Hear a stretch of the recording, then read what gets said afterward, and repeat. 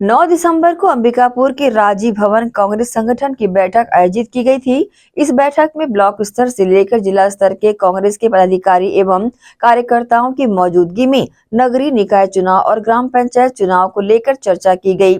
इस दौरान कांग्रेस के पदाधिकारी एवं कार्यकर्ताओं को पूर्व डिप्टी सीएम टीएस सिंहदेव ने संबोधित करते हुए कहा था कि बाबरी मस्जिद के बाद अब कहा जा रहा है कि देश में 40,000 ऐसे स्थान हैं जहां गड़े मुर्दे उखाड़े जाएंगे। साथ ही सुप्रीम कोर्ट के जजमेंट पर भी सवाल उठाते हुए कहा कि जजों ने सही और गलत को आधार का फैसला नहीं बनाया। देश में शांतिपूर्ण व्यवस्था, समाज की अलग अलग धार्मिक मान्यता के लोगों के बीच में भाईचारा बनाए रखने के लिए उन्होंने फैसला किया था। एक अपवाद स्वरूप लिया गया फैसला था। 5 जजों की बेंच ने फैसला लिया जिन्होंने बाबरी मस्जिद गिराई वो गैर कानूनी था। उंगली क्या पकड़ाई, हाथ पकड़ना चाहते हैं। मोदी और आरएसएस के लोग देश को उस ओर ले जाना चाहते हैं। फैसला है कि देश में विशेष और विषम परिस्थिति जो बन गई थी, एक बार ही उसको थामने के लिए, रोकने के लिए और खत्म करने के लिए मत उठाओ।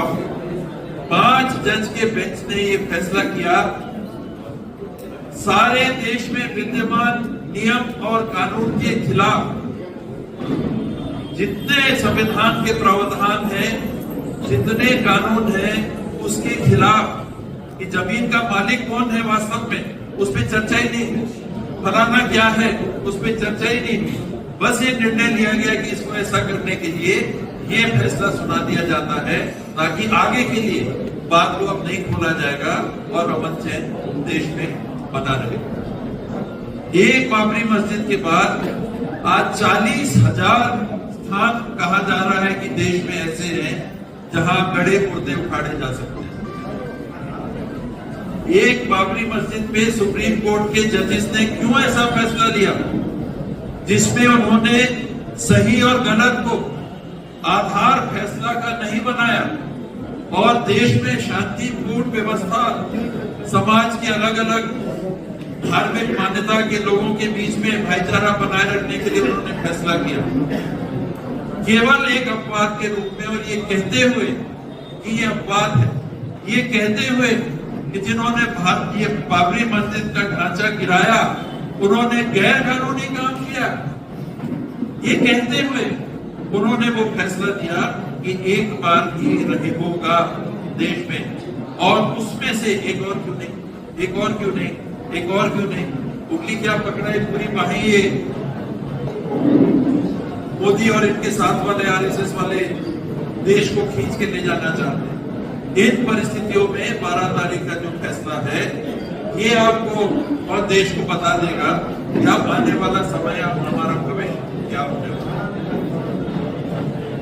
चंद्रचूड़ जी के बयान और फैसले के बारे में भी जो बात आ रही है, उन्होंने ही ये कवाड़ा कर दिया कि उन्होंने ये लिख दिया कि नहीं, पूजा स्थली 15 अगस्त 1947 में जैसी थी वो तो नहीं बदली जा सकती, लेकिन जांच किया जा सकती।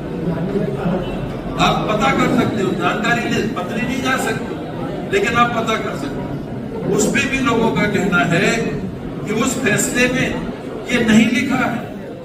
जैसे जज बैठते हैं और वो कमेंट करते हैं, उन्होंने कमेंट में इस बात को कहा, तार्किक रूप से एक बात को कहा, तो आपने तो अगर घूमने की इजाजत दे दी तो 40,000 जगह के लिए ये जो जिले के जज हैं ये लोग अपना काम चालू कर दिए।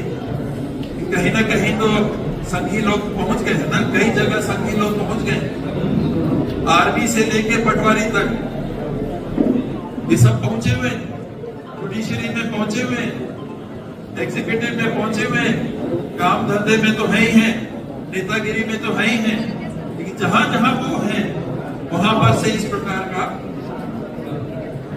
आग लगाने का काम वो कर रहे हैं। तो ये गंभीर परिस्थिति देश के लिए जो बनी हुई है, संविधान के आधार पे ये संविधान की रक्षा क्यों करना है उसका एक बिंदु उदाहरण स्वरूप मैंने ये भी कहा, और भी बहुत सारी बातें। ये संविधान का मूल ढांचा जिसे परिवर्तित नहीं किया जा सकता। आप कानून लाके जैसे दिल्ली की सरकार का किया, आप नहीं कर सकते। ये बातें हमको को लोगों तक पहुंचाने का की जवाबदारी भी लेनी होगी। मैंने कहा कि कार्यकर्ता नहीं, आप लीडर्स हैं अपने क्षेत्र, आपके माध्यम से ये बात वहां तक जानी चाहिए। नहीं बोलने वाली बात को भी मैं कई बार बोलता हूं कि हम चुप रह जाते हैं कि कहीं बात हो रही है, किसी ने कुछ कह दिया, हम